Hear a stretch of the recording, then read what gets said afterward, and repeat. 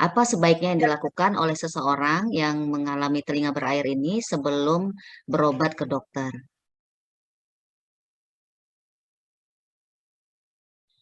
Bismillah, jumpa lagi bersama saya Triwidawati di kanal RHS Triwidawati, tempat berbagi informasi seputar obat dan kesehatan. Sahabat pemirsa, congek merupakan salah satu penyakit yang paling banyak dijumpai, terutama pada anak-anak. Di mana penyakit ini jika tidak diterapi dengan benar, maka akan menimbulkan masalah pendengaran ke depannya. Oleh karena itu, pada hari ini telah hadir bersama kita dokter spesialis THT, yaitu Dr. Devira Zahara, spesialis THT, Kepala Leher Konsultan. Nah, jadi setelah mengikuti kegiatan ini, maka kita akan mendapatkan informasi pertama mengenai apa sih yang dimaksud dengan congek itu, di mana kejadiannya di telinga, kemudian apa penyebabnya, gejalanya, dan apa bahaya jika dibiarkan, dan juga bagaimana pencegahannya. Kemudian nanti kita juga akan mendapatkan informasi bagaimana kira-kira ataupun gambaran yang akan dilakukan oleh seorang dokter spesialis THT dalam menghadapi kasus ini. Assalamualaikum, Dokter Devira. Waalaikumsalam warahmatullahi wabarakatuh, Dokter Tri. Apa kabar, Dokter Sehat? Tri? Nah, terima kasih ya. Alhamdulillah. Alhamdulillah. Terima kasih ya, Dokter Devira sudah bersedia hadir di kanal YouTube ini untuk membagi informasi kepada kita. Eh, jadi kita membahas mengenai congek ya, Dokter Tri ya. Jadi congek itu atau yang disebut dengan otitis media itu adalah merupakan suatu peradangan ataupun inflamasi ya pada telinga tengah ya. Jadi kenapa bisa jadi peradangan pada telinga tengah? Biasanya itu bisa disebabkan oleh bakteri, virus, ataupun jamur. Ya. Nah, biasanya peradangan pada telinga tengah itu tidak langsung terjadi ya. Biasanya itu berhubungan dengan sesuatu yang ada di hidung. Karena ada saluran antara hidung dengan telinga tengah yang disebut dengan tuba eustachius.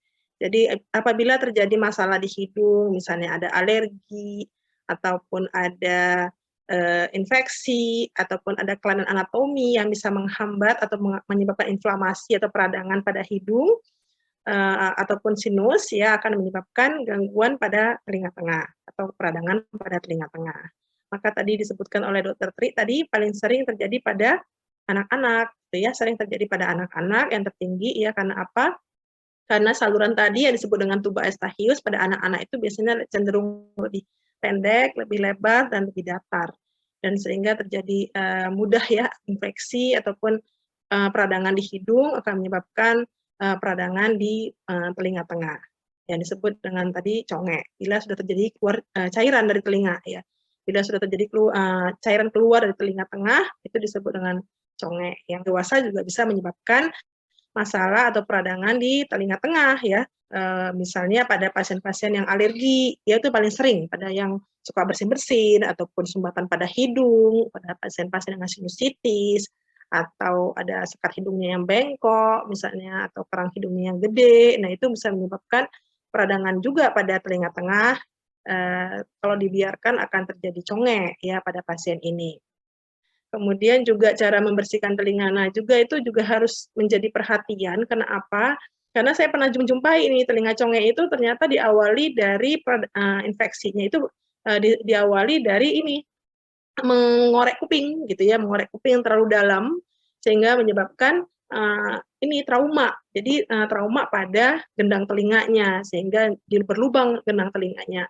Nah, gendang telinga yang berlubang tadi mencetuskan peradangan ataupun inflamasi di telinga tengahnya karena kalau sudah berlubang artinya ada tidak ada lagi barier ataupun tidak ada lagi pembatas antara telinga luar sama telinga tengah sehingga infeksi yang ada di luar di udara gampang masuk ke telinga tengah sehingga terjadi telinganya peradangan ya sehingga menyebabkan congek gitu ya. Jadi awalnya karena ternyata berlubangnya karena trauma karena dikorek-korek kupingnya. Jadi kita anjurkan ya kalau untuk masyarakat jangan terlalu sering untuk mengorek-ngorek kuping itu tidak baik ya sehingga kita harus melakukan ini menjaga kebersihan telinga itu salah satunya tidak mengorek-ngorek kuping setiap hari, tapi kita ada jangka waktunya, misalnya seminggu sekali ataupun 2 minggu sekali.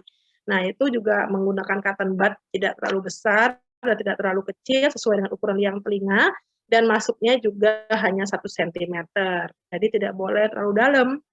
Jadi panjang liang telinga itu 2,5 senti ya. Nah, jangan terlalu dalam memasukkan karena dia kotoran telinga juga hanya ada di sepertiga luar liang telinga. Dia tidak sampai masuk ke dalam lebih dari sepertiga liang telinga. Kalau sampai masuk itu berarti karena pembersihan telinganya tidak baik karena dikorek-korek sehingga dia masuk ke dalam. Gitu. Jadi hanya sepertiga luar liang telinga untuk membersihkan dengan cotton bud dan tidak menggunakan ear candle ataupun yang yang alat-alat lain ya yang bisa mencederai dari liang telinganya. Oke, sekarang kita membahas mengenai gejala dari conge. Gejala conge adalah yang pertama adalah keluar cairan dari telinga. Walaupun tidak semua peradangan pada telinga tengah itu disertai dengan keluar cairan dari telinga tengah ya. Nah, bisa jadi telinganya itu kering, tetapi genang telinganya berlubang ya, tapi dia kering. Nah, itu bisa terjadi pada peradangan telinga tengah. Tapi yang disebut dengan conge biasanya disertai dengan keluar cairan dari telinga. Kemudian sifatnya adalah aktif, jadi cairannya bisa kental, bisa encer, bisa berwarna kuning, bisa kehijauan, bisa bening ya. Kemudian tergantung kuman itu sebenarnya, kemudian bisa juga berbau busuk bila sudah terdapat kolesteatoma ya. Nah, kemudian yang kedua adalah gangguan pendengaran. Nah, gangguan pendengaran ini tergantung dari luasnya kerusakan pada telinga tengah. Jadi gangguan pendengaran ini biasanya konduktif ya, gangguan hantaran udara. Nah, itu bisa diklasifikasikan sebagai gangguan pendengaran ringan, sedang berat, sampai pun profound, tergantung dari keterlibatan ataupun luasnya peradangan pada telinga tengah. Jika sudah terlibat tulang-tulang pendengaran misalnya, maka gangguan pendengarannya akan lebih berat daripada yang tidak. Nah, kemudian yang ketiga, tinnitus atau telinga berdengung. Nah, telinga berdengung juga salah satu akibat dari telinga conge ini bisa terjadi, walaupun tidak semua dengan conge ini disertai dengan keluhan telinga berdengung. Nah, kemudian nyeri pada telinga. Nah, nyeri pada telinga juga tidak khas ya bila sudah kronis atau sudah lama. Jadi telinga ini biasanya pada peradangan telinga tengah yang akut ataupun peradangan telinga tengah yang kronis tapi sudah menyebabkan infeksi seperti abses misalnya ataupun ya abses itu berkumpulnya nanah di belakang telinga itu bisa menyebabkan nyeri sampai demam.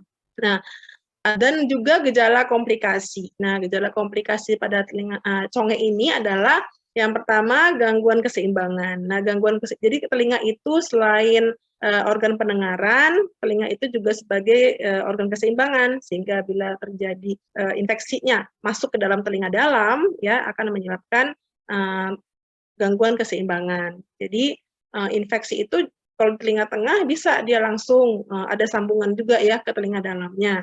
Yang disebut dengan oval window ya ataupun round window. Nah, itu bisa infeksinya dari telinga tengah menyebar ke telinga dalam atau yang disebut dengan labirinitis. Nah, itu akan menyebabkan gangguan keseimbangan. Kemudian gejala lain adalah mulut mencong atau wajah tidak simetris. Nah, itu akibat keterlibatan dari syaraf wajah karena syaraf wajah juga berjalan di telinga ya, di telinga tengah. Nah, itu di mastoid tepatnya ataupun di telinga tengah. Nah, itu bila sudah ada erosi ataupun infeksinya terlibat ya saraf wajah tadi akan menyebabkan mulut mencong gejalanya.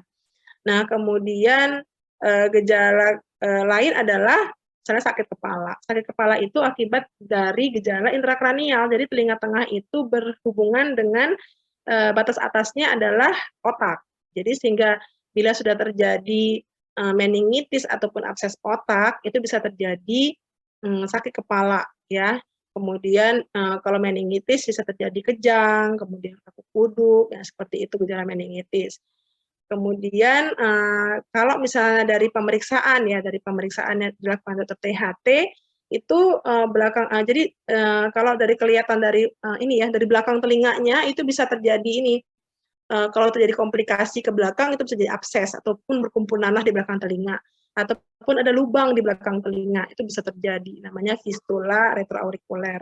Dan dari pemeriksaan dari telinganya pasti akan terlihat sekret ataupun tidak, kemudian ada lubang di gendang telinganya, ya. Nah, lubang ini kalau memang sudah kronis biasanya tidak bisa menutup kembali walaupun dengan pengobatan. Jadi biasanya kita merekomendasikan untuk tindakan operasi. Ya. Nah, kemudian bagaimana cara menghindarinya ya? Kalau misalnya jadi pilek-pilek ya, kemudian ada sumbatan di hidung ataupun infeksi di hidung, jangan berlama-lama. Jadi harus segera diobatin supaya tidak terjadi peradangan pada telinga tengah ya, karena telinga tengah ini kalau dibiarkan terus-menerus inflamasinya, cairannya akan keluar terus-menerus hingga tidak bisa lagi gendang telinganya menutup, karena memang kalau conge ini dia biasanya disertai dengan perforasi atau berlubang gendang telinganya sehingga bisa keluar cairan dari situ. Nah, kalau misalnya dibiarkan lama itu tidak akan bisa menutup kembali sehingga harus melakukan tindakan operasi untuk tindakan penutupan dari gendang telinga tersebut. Jadi jangan berlama-lama bila sudah terjadi infeksi di hidung ataupun peradangan pada telinga. Jadi harus segera berobat ke dokter. Nah, kemudian pada bayi juga saya sering juga ya, dia tidak ada pilek, tidak ada batuk, tapi kok tiba-tiba berair telinganya. Ya, itu juga sering saya jumpai, ternyata karena pola menyusu yang tidak baik. Jadi pada bayi itu kalau menyusu ataupun diberi susu, jangan posisi kepalanya lebih rendah ataupun sejajar dengan badan. Jadi memang harus lebih tinggi kepalanya. Jadi tinggikan sedikit ya, cara menggendong bayi itu ditinggikan sedikit supaya posisi kepalanya lebih tinggi daripada badan, kemudian disusukan atau diberi susu. Sehingga mencegah terjadinya reflux namanya.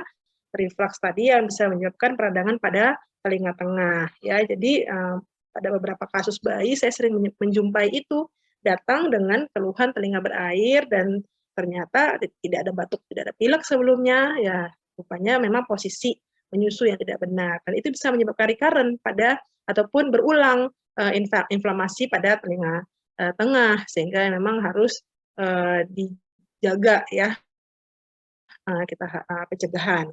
Kemudian pada imunitas anak juga ini ya seringnya tidak sekompleks dengan dewasa, artinya masih belum sistem imun pada anak itu kan masih belum sempurna sehingga cenderung terjadinya inflamasi ataupun infeksi. Sehingga kita anjurkan ya supaya memberikan nutrisi yang baik ataupun gizi yang baik, terutama pada untuk proteinnya juga diberikan ya, sehingga pada anak-anak juga kita hindari untuk terjadinya peradangan pada telinga tengah, sehingga memang harus diberikan nutrisi yang baik ataupun seimbang. Tidak hanya anak-anak, orang dewasa juga seperti itu. Nah, kemudian bagaimana cara mengobatinya? Kalau sudah terjadi conge, ya memang kita harus berobat ke dokter, ya walaupun di era pandemi, tapi saya yakin bahwa praktek dokter THT ataupun di rumah sakit juga sesuai dengan protokol kesehatan. Jadi memang jangan khawatir untuk itu. Jadi memang harus segera berobat kalau sudah terjadi conge tadi. Karena kalau misalnya dibiarkan terus-menerus, dia akan menjadikan infeksi tadi menjadi kronis ya. Kalau menjadi kronis, seperti saya bilang tadi, lubang di gendang telinganya itu tidak akan menutup kembali. Bahkan, jadi conge itu ada dua tipe juga, ada yang tipe aman ataupun dengan tipe komplikasi ataupun kolesteatoma. Bila sudah terjadi ada kolesteatoma, itu bisa menyebabkan komplikasi. Komplikasinya itu tentu membahayakan jiwa. Yang pertama, komplikasinya bisa gangguan keseimbangan. Karena kalau misalnya telinga ini selain untuk pendengaran, telinga juga berfungsi sebagai alat keseimbangan dan itu perannya adalah di telinga dalam. Jadi kalau conge tadi itu adalah di telinga tengah, tapi kalau sudah infeksinya masuk ke telinga dalam, bisa menyebabkan namanya labirinitis ya. Nah, itu akan menyebabkan gangguan keseimbangan pada pasien. Jadi pasiennya bisa vertigo. Jadi vertigo tidak hanya di bagian syaraf ya, tapi atau neurologi, tapi juga di bagian THP. Salah satunya akibat dari congek tadi, kalau infeksinya masuk ke telinga dalam. Baik, terima kasih Dokter Devira atas penjelasannya yang sangat lengkap terkait conge ini. Jadi kita sudah sama-sama mengetahui ya bahwa ternyata conge ini kejadiannya di telinga bagian tengah. Kemudian yang paling penting itu adalah mencegah bagaimana agar tidak terjadi peradangan di telinga tengah ini. Nah, barangkali Dok dari penjelasan tadi sudah disampaikan bahwa gejalanya itu yang pertama adalah masalah telinga berair. Nah, sekarang kalau misalnya terjadi hal ini, apa yang sebaiknya dilakukan seseorang sebelum menjumpai ataupun sebelum datang ke dokter spesialis THT, Dok, atau ke dokter atau mendapatkan pengobatan? Terima kasih Dokter Tri atas pertanyaannya mengenai bagaimana bila sudah terjadi pasien dengan keluar cairan dari telinga. Kalau saran saya adalah bila sudah terjadi seperti itu, maka harus segera berobat ke dokter THT. Jadi jangan lagi mengorek-ngorek telinganya, ya. Karena apa? Karena kita nggak tahu yang kita korek-korek pakai sesuatu itu malah akan menimbulkan lebih banyak ya kuman ataupun bakteri di dalam telinga. Dan kemudian jangan menggunakan obat tetes sembarangan. Kadang-kadang ada pasien dengan telinganya berair, kemudian berobat ke apotek, kemudian apotek memberikan obat tetes telinga ya. Kenapa? Yang pertama, bahwa kalau misalnya cairannya keluar ya dengan aktif, artinya kalau meneteskan obat tetes telinga tidak akan sampai ke telinga tengah. Tadi kan problemnya adalah infeksi atau peradangan di telinga tengah. Tapi kalau misalnya kita meneteskan obat tetes telinga, tapi masih banyak cairan di telinga luarnya, akibat dari kan tadi aktif ya keluar dari telinga tengah, tidak akan sampai ke telinga tengah, jadi percuma menggunakan obat tetes telinga, sehingga akan menggumpal-gumpal di luar, malah lebih kotor telinganya. Kemudian yang kedua, obat-obat tetes telinga di apotek itu juga banyak yang ototoksik, ya ada jenisnya, ada beberapa jenis yang ototoksik, ya misalnya golongan polimiksin, neomycin. Nah itu juga ototoksik. Ototoksik itu artinya bila obatnya itu sampai ke telinga dalam, malah akan menyebabkan memperparah gangguan pendengaran, karena bisa menyebabkan gangguan pendengaran sensori neural namanya. Jadi jangan sampai dia masuk ke telinga dalam kalau dia obat tetes telinganya itu yang ototoksik. Sehingga bila datang ke dokter THT, biasanya dokter THT akan membersihkan terlebih dahulu. Jadi cairan yang ada di telinga luar, yang keluar ya ke telinga luar, itu akan dibersihkan dulu ya sampai kelihatan gendang telinganya. Nah, kemudian kita juga akan memberikan obat tetes telinga. Kalau memang dia cairannya aktif keluar ya, kita akan memberikan tetes telinga. Nah, biasanya dokter THT akan memberikan obat tetes telinga yang aman untuk telinga, artinya yang bukan ototoksik gitu. Biasanya golongan ofloxacin ataupun ciprofloxacin. Baik, terima kasih Dokter Devira. Jadi intinya kalau misalnya sudah terjadi telinga berair, segeralah ke dokter ya. Untuk mengorek, Ya, misalnya membersihkan pakai cotton bud sendiri, tidak diperkenankan ya? Juga ya? ya, betul, betul. Oh, Dan baik. jangan terlalu Mhm. lama telinganya berair karena bisa menyebabkan kelembapan pada telinga itu bisa menyebabkan tumbuhnya jamur ya. Jadi ada problem lain gitu selain inflamasi pada telinga tengahnya. Kalau terlalu lama cairan mengumpul di luar itu akan menyebabkan kelembapan ya pada telinganya sehingga muncullah jamur, namanya disebut dengan otomikosis. Oke, tentunya akan lebih berbahaya lagi ya, karena sudah tumbuh jamur bukan hanya bakteri. Baik, Dokter Devira, terima kasih sekali lagi atas penjelasannya yang sangat lengkap. Insya Allah bermanfaat bagi masyarakat. Demikian, sahabat pemirsa, bahasan kita kali ini. Terima kasih sudah menyimak. Silahkan diberikan komentar ataupun pertanyaan jika ada yang mau ditanyakan di kolom komentar. Sekali lagi, terima kasih Dokter Devira atas kehadirannya. Mudah-mudahan tidak bosan untuk memberikan ilmu terkait telinga, hidung, tenggorok di lain waktu ya, Dokter ya. Terima kasih sama-sama, Dokter Tri. Ya, terima kasih. Sampai jumpa di pertemuan berikutnya. Billahi taufik walhidayah. Wassalamualaikum warahmatullahi wabarakatuh.